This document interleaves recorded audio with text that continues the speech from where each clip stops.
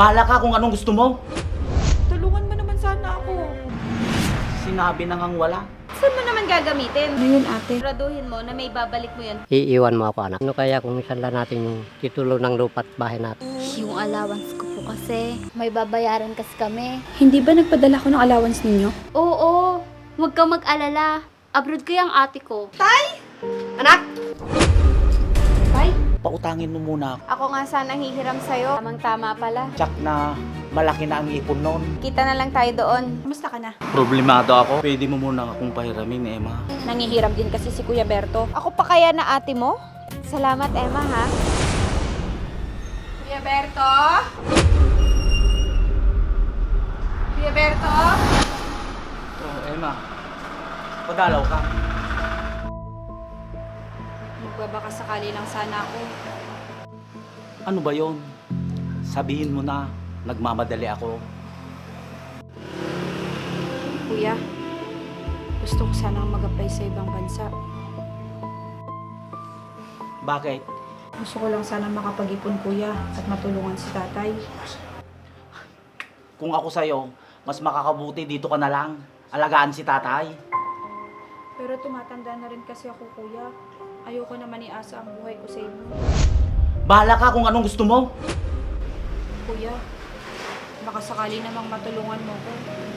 Parang awa mo na. Marami din kasi kaming gastos. Nagpaparenovate pa ako ng bahay namin. Ganun ba, kuya? Kahit magkano lang sana, babayaran ko din pag nakapag-abroad ako. Hay nako, Emma. May binabayaran pa akong kotse. Wala nang matitira sa sahod ko. Kuya, nakikiusap naman sana ako. Tulungan mo naman sana ako. Para maayos ko yung mga dapat kong ayusin. Sinabi na ngang wala. Ang kulit mo naman, Emma. Kuya, kahit magkano lang sana para may magamit naman ako. Sinabi ko na ngang wala. Hindi ka makaintindi.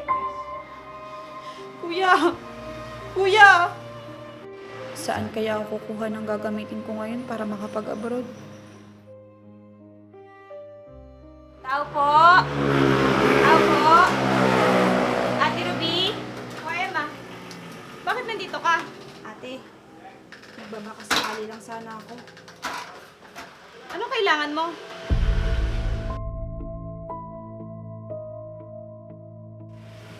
Tungkol ba kay tatay? Hindi, ate. Ang totoo niyan, kaya ako nagpunta dito kasi gusto ko sanang humiram ng pera sa'yo.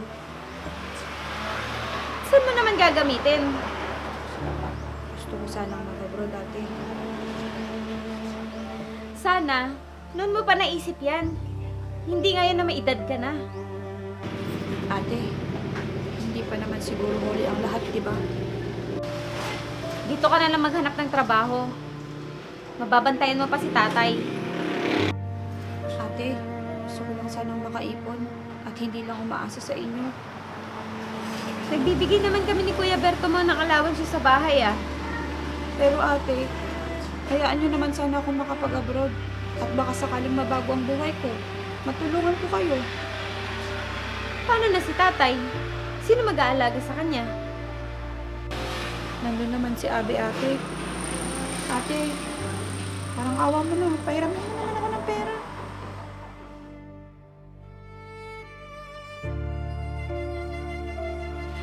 Kahit interesan mo na, ate, ayos lang sa akin. Magkano ba sana kailangan mo, Emma? Mga 50,000, ate. Ano? Wala akong ganun kalaking pera, Emma. May negosyo ka naman, ate, di ba? Oo, pero pinababayad ko sa mga tauhan ko. Kahit matama lang sana, ate. Mapahiram mo ako.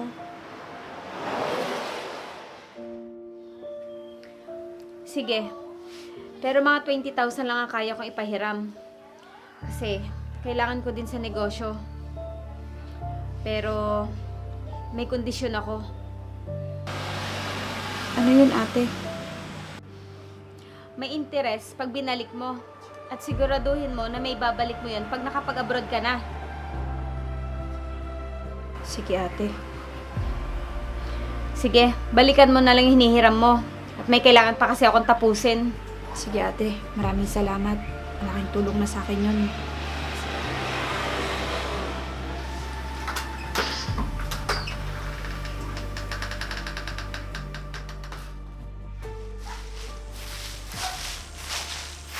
Tay, ano po?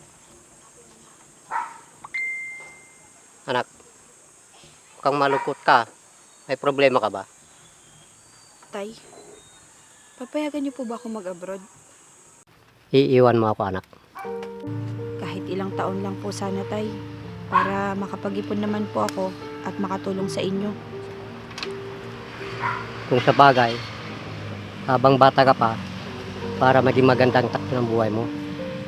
Nandiyan naman po si Abby, Tay, na mag-aalaga sa inyo. At hindi rin po kayo pababayaan ni Kuya Berto at Ate Ruby. Oo, anak.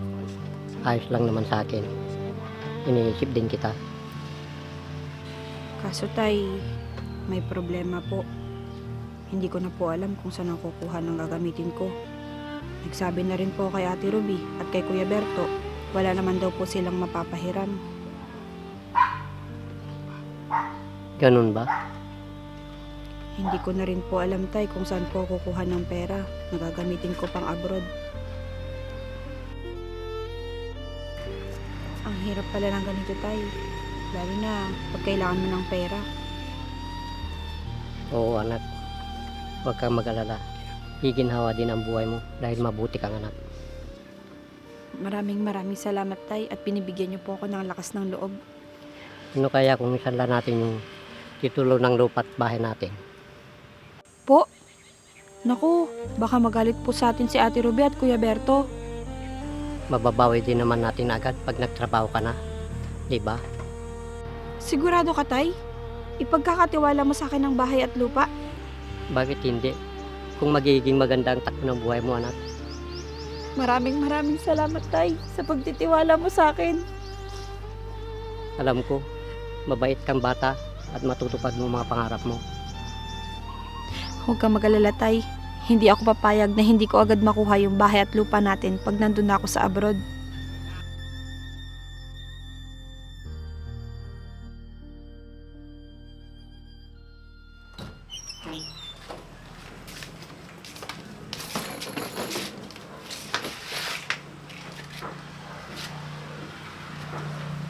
Anak, sigurado ka ba?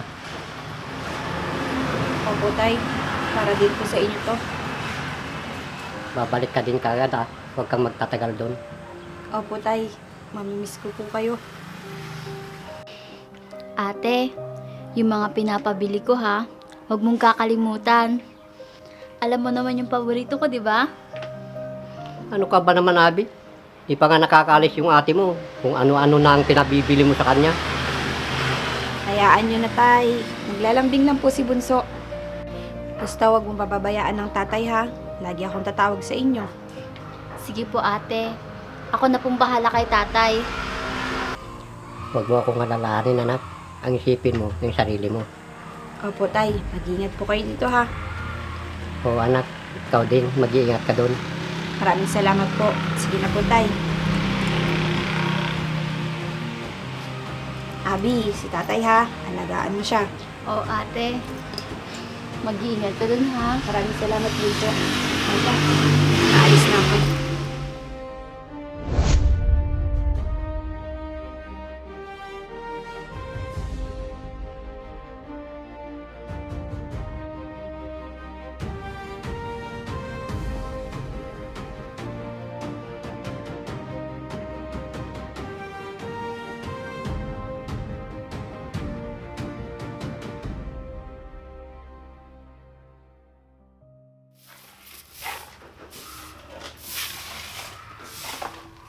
Abi, anak, Ano po yan, tay? dumaan na ba dito si Ate Ruby at Kuya Berto mo? Hindi pa po, tay. Bakit po? Wala na kasi akong gamot. Hayaan niyo po. At tatawagan ko sila ngayon para dalawin po kayo. Sige, anak. Ayaw ko naman magsabi kay Emma Kasi may binabayaran pa siya para matubos ang bahay lupa namin.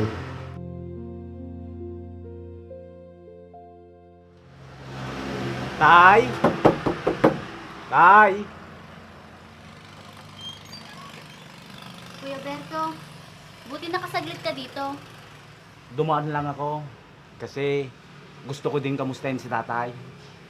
Saglit lang at tatawagin ko si tatay. Sige. Tay! Tay! Oh, Berto, buti napasyal ka dito.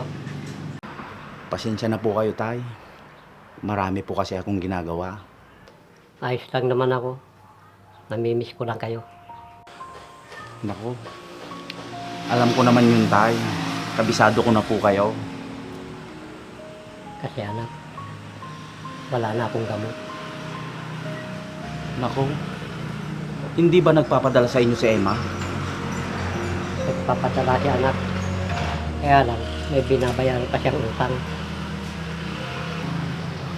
Ganun ba? Ito, tanggapin nyo, tay. Pasensya na po kayo kung ito lang po yung kaya ko. Nako, hindi nyo naman ako obligasyon, anak. Si Ruby malakas kumita yun, tay. Dapat siya ang magbigay sa inyo. Sige po, tay. Alis na ako. Dadalaw na lang po ako ulit. Hindi ka na pakakain dito, Berto. Hindi na po, tay. May dadaanan po pa kasi ako. Sige, tay. Alis na po ako.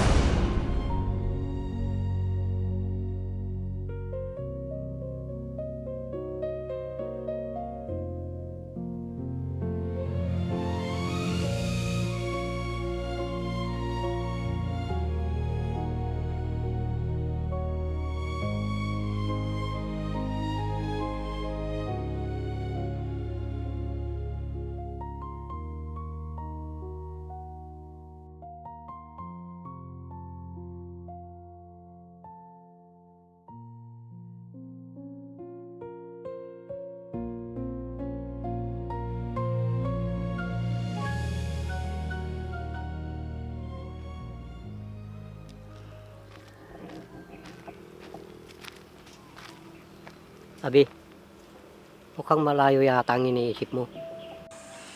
Tay, may kasalanan po ako. Ano naman yun, anak?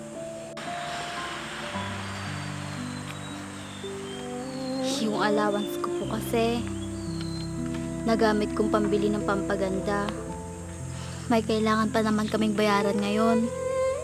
Ganun ba?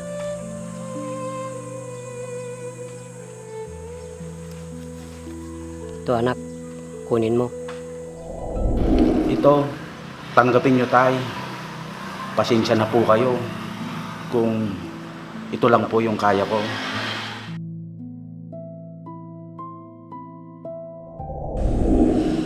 Pero, sa inyo yan, Tay. Oo, anak, ayos pa naman ako. Sigurado kayo, Tay? Sige na, anak, kunin mo na. Mas mahalagang pagkaaral mo. Salamat po, Tay.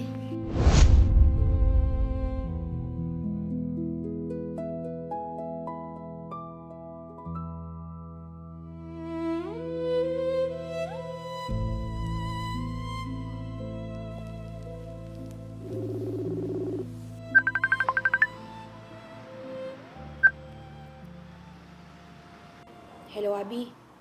Hello, ate. Kamusta na kayo ni tatay? Ayos naman po, ate. Malapit na natin matubos yung bahay at lupa natin. Oo nga, ate. Si tatay pala, nasaan? Nasa loob, ate. Sandali lang at tatawagin ko. Sige. Tay?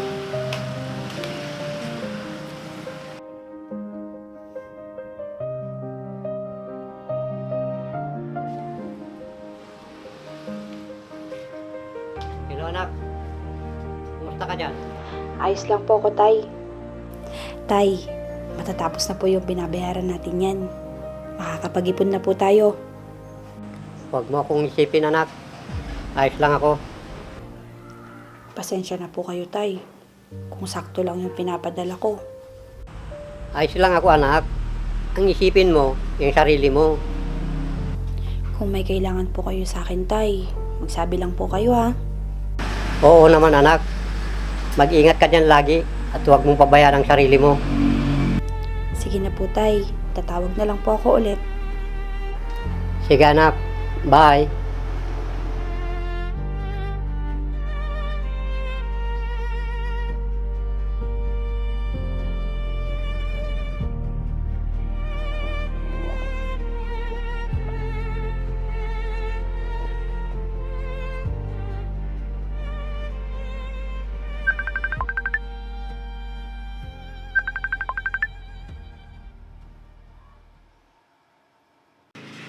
Hello, ate. Abi, napatawag ka. Ate, may gusto sana akong sabihin sa'yo. Ano yun? May babayaran kasi kami. Hindi ba nagpadala ko ng allowance ninyo? Oo, ate. Kaso, madami kaming binabayaran. Ganun ba? Si Ate Ruby at Kuya Berto, nagbibigay pa din ba ng allowance sa inyo? Hindi na, ate. Madami daw silang gastusin. Kaya hindi na sila nagbibigay. At may padala ka naman daw. Ganun ba? Grabe naman si Ate Ruby at Kuya Berto.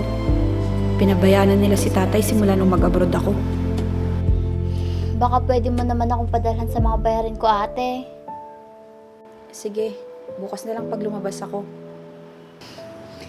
Salamat, ate.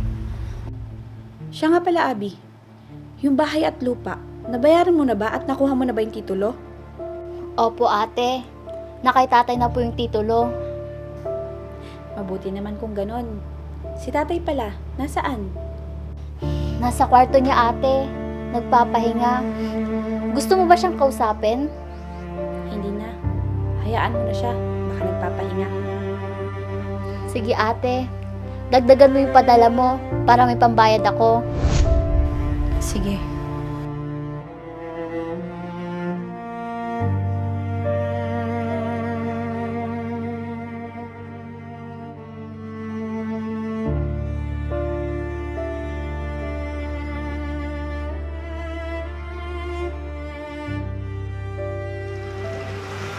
Tara, labas tayo. Oo, huwag kang mag-alala. Abroad kaya ang ate ko. Sige, magkita na lang tayo sa mall. Gusto ko din mag-shopping.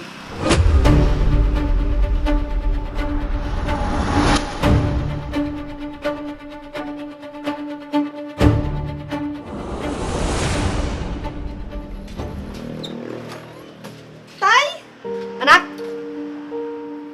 Mabuti nakauwi ka. Nagpaalam po ako, Tay, kasi namimiss ko na po kayo.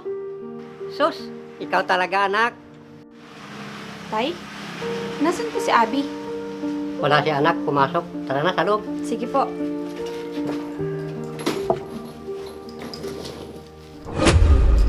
Tay, ayos lang po kayo? Ayos lang ako anak. Tara. Sige po.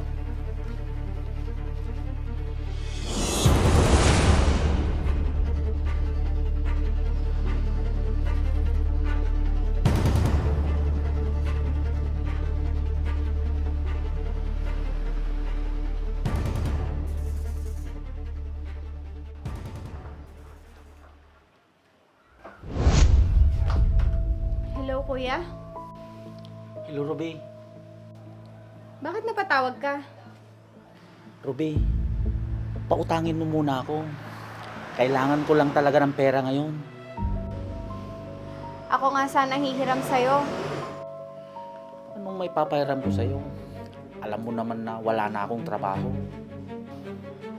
Lalo na ako. Alam mo naman na marami akong gastusin dito sa bahay.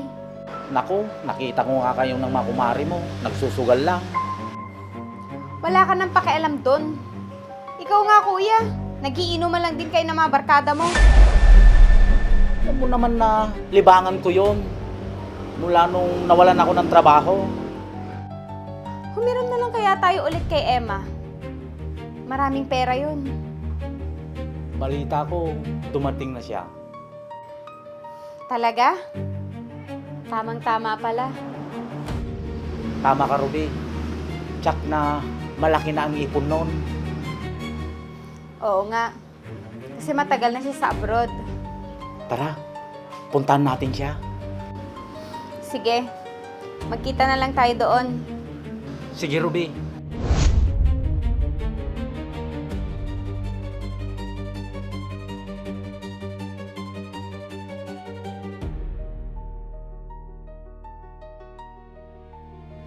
Tay! Tay! Kuya, ikaw pala. Kamusta ka na? Hindi okay. Problemado ako. Bakit kuya? Anong problema? Nawalan kasi ako ng trabaho. Tapos, nagkasabay-sabay pa yung mga bayarin. Naku kuya, mahirap nga yan. Baka pwede mo muna akong pahiramin, Emma. Parang awa mo na. Ganun ba kuya? Mapuputulan na kasi kami ng kuryente at tubig. Sige kuya, huwag ka mag-alala. Papahiramin kita. Talaga, Emma. Maraming salamat.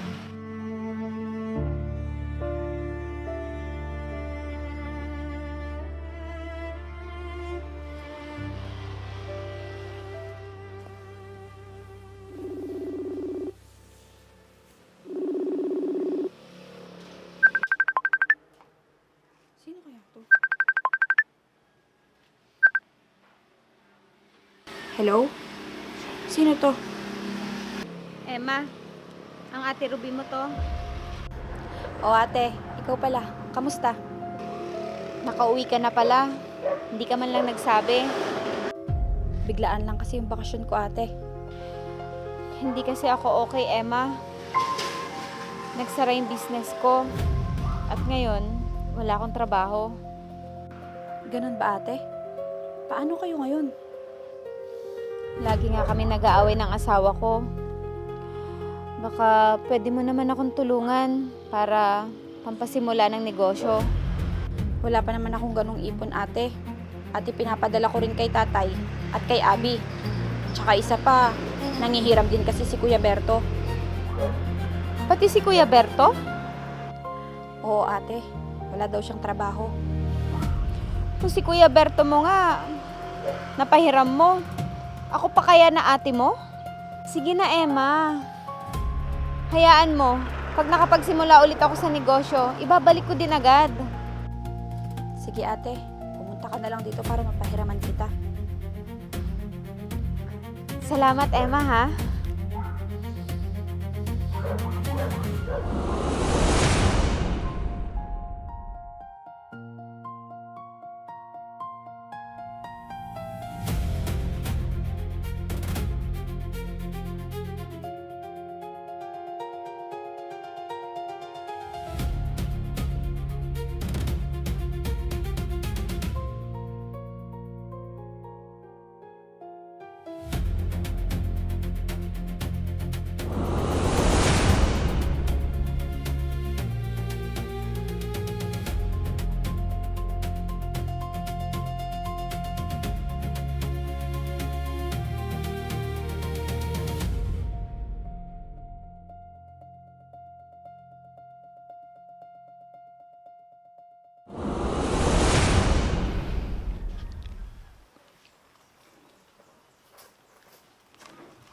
Kuya Berto, anong ginagawa mo dito? Bakit ikaw? Anong ginagawa mo dito? Siguro, hiram ka ng pera kay Emma, no? Pang susugal mo.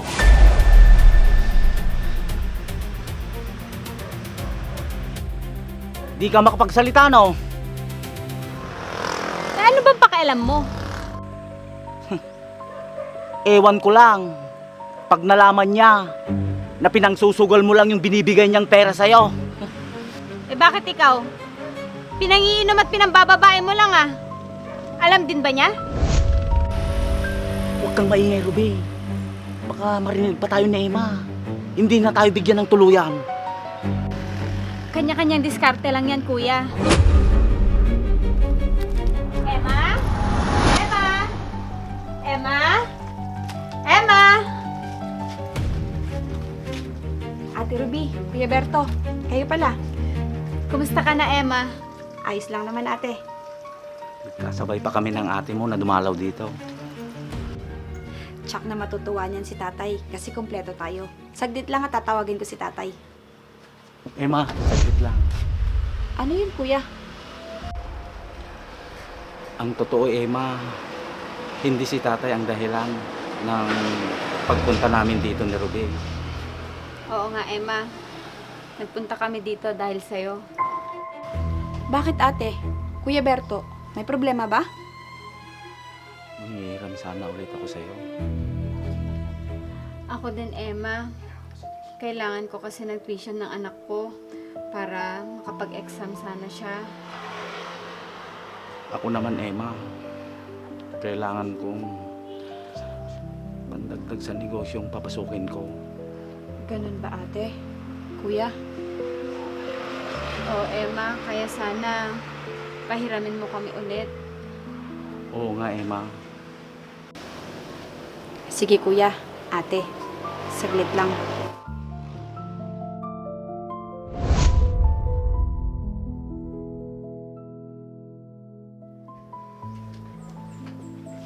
Oh, mga anak, Tay, mano po? Ito na po. tawa kayo ng Diyos. Kumusta na po kayo, Tay? Ayos lang, maski na nangunguli na sa inyo. Tay, nandyan naman po si Emma at Abby. Hindi ba? Tay, wag na po kayo magtampo sa amin. Ate, kuya, ito na nga pala yung inihiram nyo. Naku, maraming salamat, Emma. Malaking tulong sa akin na to, Emma. Buti na lang nakapag-abroad ang kapatid nyo. Nakakatulong siya sa inyo. Kaya nga po, Tay. Ang alalahanin ninyo ay magkakapatid kayo. Huwag kayong maging madamot sa isa't isa. Opo tay, basta kaya ko po silang tulungan, tutulungan ko po sila.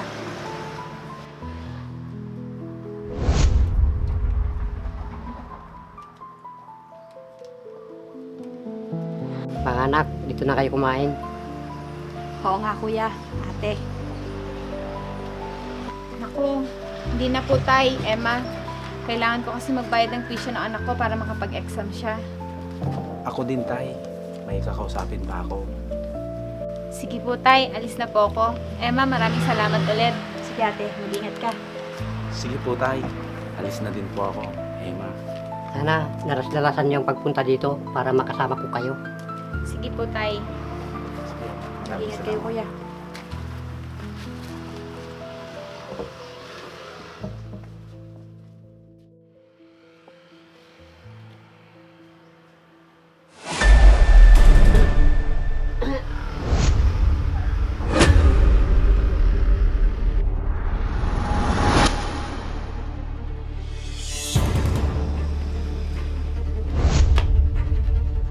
Tay! Tay! Ano nangyari sa inyo, Tay? Ate! Ate! Si tatay inatake. Ano nangyari? Tara!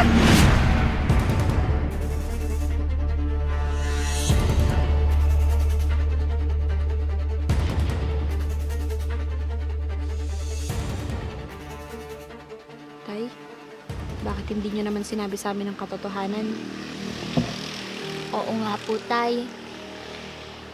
Oo, matanda na din ako. Tayo kung isipin niyo ako. Alam ko, may kanya-kanya kayong problema sa buhay. Kaya nga po ako nag-abroad tay, para mabigyan ko po kayo ng magandang buhay. Tapos ganito tayo ngayon? Anak, di ba sinabi ko sa'yo, naunahin mo ang sarili mo?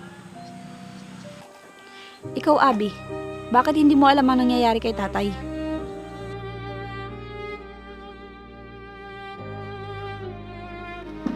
Puro ka kasi luho at barkada, kaya napabayaan mo si tatay. Sana pala, hindi na lang ako umalis para naalagaan ko na lang si tatay. Huwag mong sisihin ang sarili mo, anak. Tama na. Huwag na kayong magsisihan. Ruby, nandun sila. Sige kuya, tara puntahan natin. Tara. Emma. Tay, mano po? Dahil ano po. Tawang kayo ng Diyos. Kayo pala, Ate Ruby, Kuya Berto. Mabuti naman at nakarating kayo. Bakit pala biglaan mo kaming pinapunta dito, Emma? Oo nga, Emma. Tungkol kay tatay. Bakit? Ano nangyari kay tatay? Hindi na siya okay, Ate Ruby. Yung sakit niya, nasa end stage na. Ano? Ano nangyari yon? Hindi pala siya nagpapacheck up, Kuya Berto. Kaya hindi siya nakakainom ng tamang gamot. Ano sabi ng mga doktor? Maswerte na daw tayo kung makakasama pa natin siya ng 3 buwan. Buong akala ko, hindi ko napabayaan si tatay. Kaya pala hindi nagsasabi sa akin si tatay kasi iniisip niya tayo. Hindi totoo yan. Subukan kaya natin lumapit sa ibang doktor. Huli na ang lahat, ate. Kasalanan mo yan, kuya. Pinayagan mo kasi mag-abroad si Emma. Bakit ako? Siyang may kasalanan dahil iniwan niya si tatay. Ate, kuya, huwag na tayo magsisihan. Nangyari na ang lahat.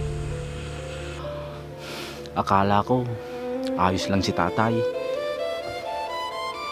Hindi man lang yung sinabi sa amin. Simula nung huminto na kayo magbigay ng allowance niya, huminto na rin si tatay sa pagpapacheck up at pag-inom ng gamot. Eh, alam naman namin na hindi mo siya pababayaan. Yun na nga, kuya eh. Inasa nyo na lahat sa akin. Kahit na may mga magaganda kayong trabaho. Wala na kayong ibang inintindi. Kung di ang mga sarili yung kagustuhan. Hindi naman namin alam, Emma, na ganito ang mangyayari. Hindi nyo man lang magawang dalawin si tatay. Alam nyo ba? Sinisisi ko ang sarili ko. Kung bakit ako umalis. Hindi ko nabantayan si tatay. Akala ko, kaya kong ibigay sa kanya ang lahat para guminahawa ang buhay niya. Pero hindi pala. Patawarin mo kami, Emma, kung naging pabaya kami ni Ruby. Hindi na natin maibabalik ang panahon, kuya. Kasalanan namin, Emma, kung bakit napabayaan namin si tatay. Kung mas inuna namin ang pansarili naming kagustuhan. Kahit wala kayong suporta sa akin, hindi ako nagtanim ng sama ng loob sa inyo. Dahil alam kong may pinagdadaanan din kayo. Kaya sana sa mga huling oras ni tatay, paglaanan naman natin siya ng panahon. Sana makabawi kami kay tatay sa mga natitirang sandali niya. Magbabago na talaga ako para kay tatay at para sa pamilya ko.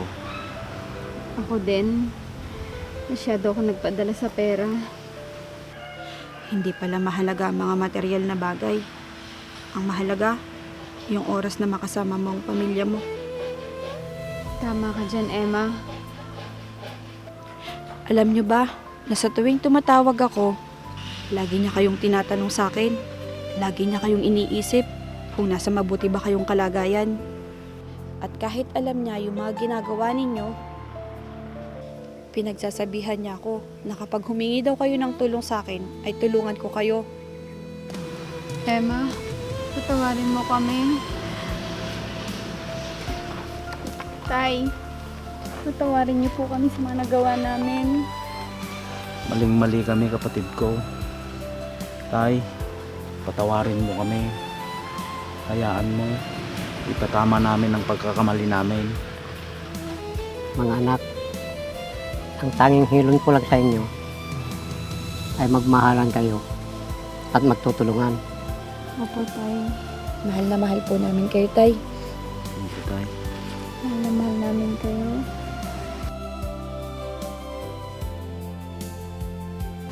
Ang bawat pamilya ay may mabigat na kanya-kanyang dalahin sa buhay. Lahat ng problema ay may dahilan at solusyon. Sa bawat pagsubok, kailangan lang natin magpakatatag at lumaban sa buhay.